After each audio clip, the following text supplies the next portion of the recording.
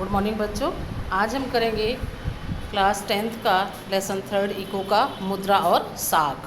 मुद्रा क्या होती है? जिस पैसे को हम पैसा यूज़ करते हैं, करेंसी है, नोट हैं, सिक्के हैं, ये सब क्या है? मुद्रा हैं। और साख मीन्स ऋण, जो हम किसी से ऋण लेते हैं उसे कहते हैं साख। तो मुद्रा विनिमय का एक माध्यम। विनिमय क्या होता है? लेन देन। विनिमय मीन्स लेन देन। लेन देन अब जैसे पहले ज़माने में क्या था, वस्तु के बदले वस्तु ले ली जाती थी, लेकिन अब ज़्यादातर क्या होता है कि पैसे के बदले वस्तु खरीदी जाती है। तो मुद्रा विनिमय का एक माध्यम। मुद्रा का इस्तेमाल हमारे रोज़ाना के जीवन का एक बहुत बड़ा हिस्सा है। अपने चारों तरफ देखिए, आप किसी एक दिन में मुद्रा से जुड़े कई सौदों की पहचान कर सकते हैं। क्या आप इनकी एक सूची बना सकते हैं? पर बहुत से लेन देन में आप देखेंगे कि मुद्रा के जरिए वस्तुएं खरीदी और बेची जा सकती हैं। ऐसे कुछ लेन देन में मुद्रा के बदले सेवाएं प्रदान की जा रही हैं, लेकिन कुछ मामलों में ही हो सकता है कि लेन देन होते वक्त मुद्रा का कोई आदान प्रदान ना हो, केवल बाद में भुगतान करने का वादा हो। क्या आपने कभी सोचा है कि खरीदारी मुद्रा के जरिए क्यों होती है? कारण बहुत सरल है। जिस व्यक्ति के पास मुद्रा है वह इसका विनिमय किसी भी वस्तु या सेवा खरीदने के लिए आसानी से कर सकता है। इसलिए हर कोई मुद्रा के रूप में भुगतान लेना पसंद करता है, फिर उस मुद्रा का इस्तेमाल अपनी ज़रूरत की चीज़ें खरीदने के लिए करता है। एक जूता निर्माता का उदाहरण लेते हैं। वह बाज़ार में जूता बेचकर गेहूँ खरीदना चाहता है। मतलब जूता बेचना चाहता है और गेहूँ खरीदना चाहता है। जूता बनाने वाला पहले जूते के बदले मुद्रा प्राप्त करेगा और फिर उस मुद्रा का इस्तेमाल गेहूँ खरीदने के लिए करेगा। जरा सोचिए कि जूता निर्माता यदि बिना मुद्रा का इस्तेमाल किए जूते का सीधे गेहूं से विनिमय करता है, उसे कितनी कठिनाई होगी।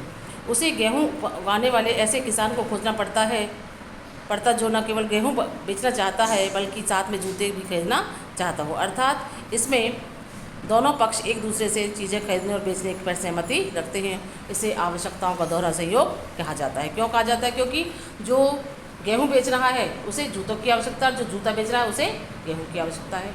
ठीक है ना? दो आवश्यकताओं का दोहरा सहयोग कहा जाता है। एक व्यक्ति जो वस्तु बेचने की इच्छा रखता है, वही वस्तु दूसरा व्यक्ति खरीदने की इच्छा रखता है। वस्तु विनिमय प्रणाली में जहां मुद्रा का उपयोग किए बिना वस्तुओं का विनिमय होता है, वहां आवश्यकताओं का दोहरा सहयोग होना अनिवार्य विशेषता है।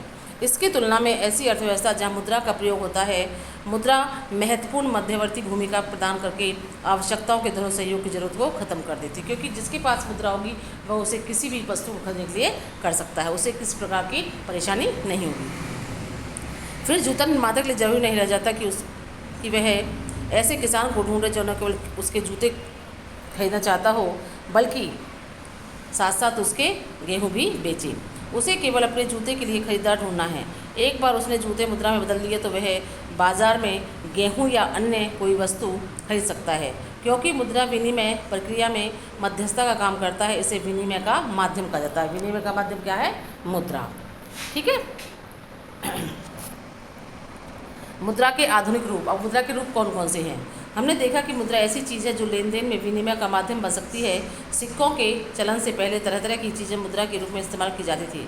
उदाहरण के लिए बहुत प्रारंभिक काल से ही भारतीय अनाज और पशु का मुद्रा के रूप में इस्तेमाल करते थे। इसके बाद सोना, चांदी और तांबे जैसी वस्तुओं के सिक्कों का चलन हुआ, जिसका चलन पिछली सदी तक रहा। करेंसी। मुद्रा के आधुनिक रूपों में करेंसी, कागज़ के नोट और सिक्के शामिल हैं। करेंसी में क्या शामिल है? कागज़ के नोट और सिक्के। वे चीज़ें जो पहले मुद्रा के रूप में प्रयोग की जाती थी, उसके विपरीत आधुनिक मुद्रा बहुमूल्य धातु जैसे सोना, चांदी और तांबे के बड़े सिक्कों से नहीं बनी है। अनाज और पशुओं की तरह वे रोज़मर्रा की चीज़ें भी नहीं हैं।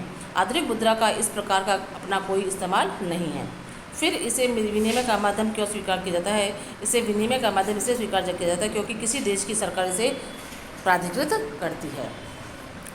भारत में भारतीय रिजर्व बैंक केंद्र सरकार की तरफ से करेंसी नोट जारी करता है। तो करेंसी नोट कौन जारी करता है? भारतीय reserve bank, RBI, reserve bank of India.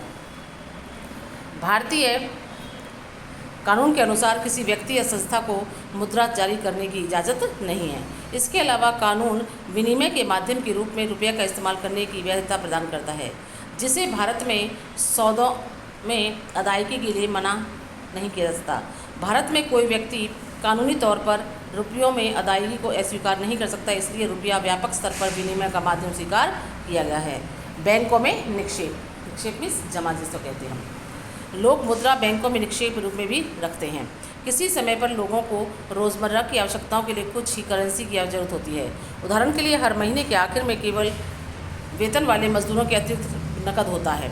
जो वेतन मिलता है हमारे पास, जैसे हमें तनख्वाह मिली और हमने पूरे महीने खर्च किया, उसमें से जो कुछ बच गया अब हम उसे क्या करेंगे, बैंक में जमा कर देंगे, निक्षेप करेंगे, जमा करेंगे।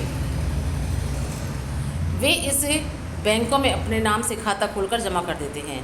बैंक ये जमा स्वीकार करता है और इस पर सूद भी देता है, ब्याज भी देता है। हम जो पैसा अपना बैंक में जमा करते हैं उस पर ब्याज भी, मतलब बैंक हमें क्या देता है, ब्याज देता है। इस तरह लोगों का धन बैंकों के पास सुरक्षित रहता है और इस पर सूद ही मिलता है।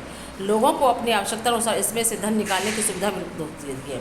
किसके, जब हमें ज़रूरत होती है हम चेक ले जाते हैं, एक फॉर्म भरा और पैसे निकाल लिए। लोगों को अपनी आवश्यकता इसमें से धन निकालने की भी सुविधा उपलब्ध होती है, क्योंकि बैंक खातों में जमा धन को मांग के जरिए निकाला जा सकता है, इसलिए इस जमा को मांग जमा कहा जाता है।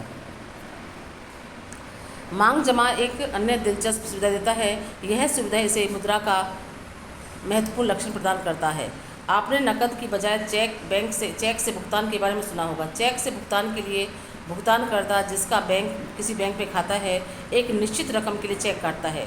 चेक एक ऐसा कागज़ है जो बैंक को किसी व्यक्ति के खाते से चेक पर लिखे नाम के किसी दूसरे व्यक्ति को एक खास रकम का भुगतान करने का आदेश देता है। जैसे चेक है, जिसको हमें देना चेक उस पर नाम आ जाएगा, जितने हमें पैसे हैं उसको दे देंगे और नीचे साइन आ जाएगा। ठीक है। इस तरह हम देखते हैं कि मांग जमा में मुद्रा के अनिवार्य लक्षण मिलते हैं। मांग जमा के बदले चेक लिखने की सुविधा के बिना नकद का इस्तेमाल किए सीधा भुगतान करना संभव हो जाता है, क्योंकि मांग जमाओं को करेंसी के साथ साथ व्यापक स्तर पर भुगतान का माध्यम स्वीकार किया जाता है। इसलिए आधुनिक अर्थव्यवस्था में इसे मुद्रा समझा जाता है। यहाँ आपको बैंक की भूमिका को याद रखना होगा। बैंकों के लिए इन जमा के बदले कोई भी मांग जमा एवं भुगतान नहीं होगा। मुद्रा के आधुनिक रूप करेंसी और जमा आधुनिक बैंक प्रणाली की कार्यप्रणाली से बहुत करीब से जुड़े हुए हैं। बैंकों की ऋण संबंधी गतिविधियाँ, बैंक जो ऋण देते हैं उनकी क्या गतिविधियाँ, क्या एक्टिविटी होती हैं। बैंकों की कहानी को आगे बढ़ाते हैं। बैंक जनता से जो धन जमा खातों में स्वीकार करते हैं, कि जो हमने अपने जो खाता है उसमें जब पैसा जमा कराया उसका क्या करते हैं। यहाँ एक दिलचस्प क्रियाविधि काम कर रही है। बैंक जमा रकम का एक छोटा हिस्सा अपने पास नकद के रूप में रखते हैं।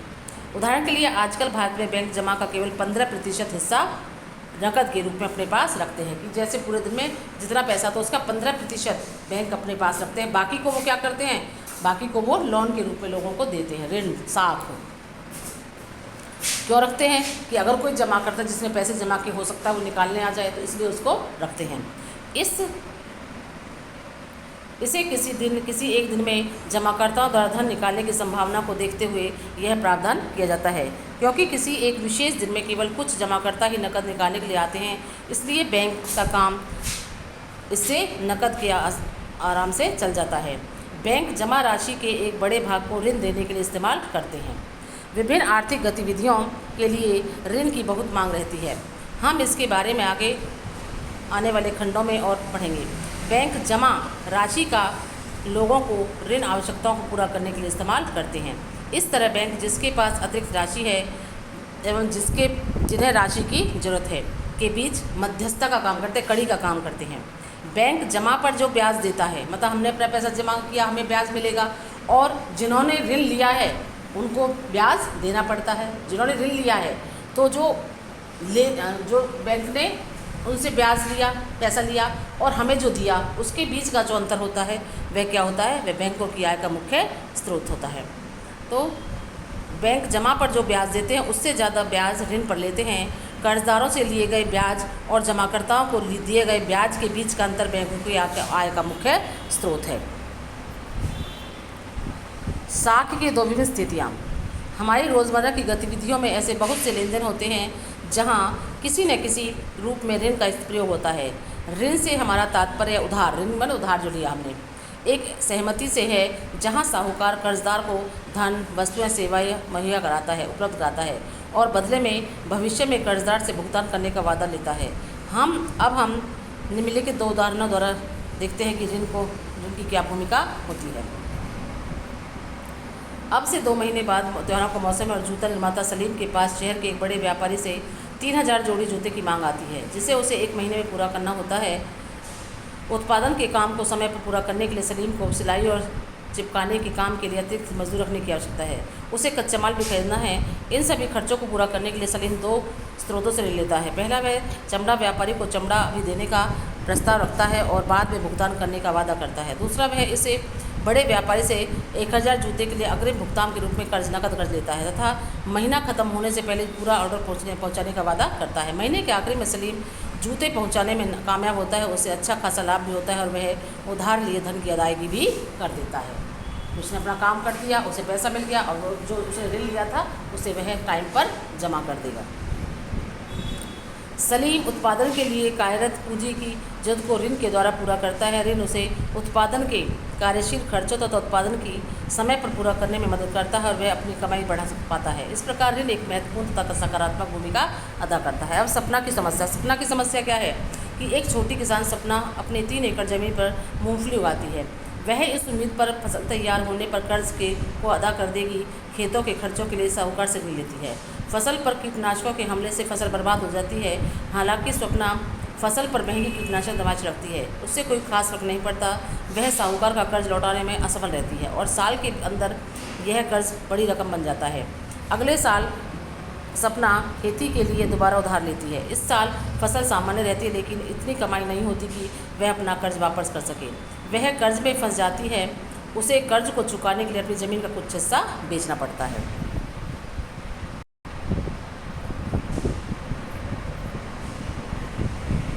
तो आज हम यहीं तक करेंगे, बाकी नेक्स्ट क्लास में करेंगे।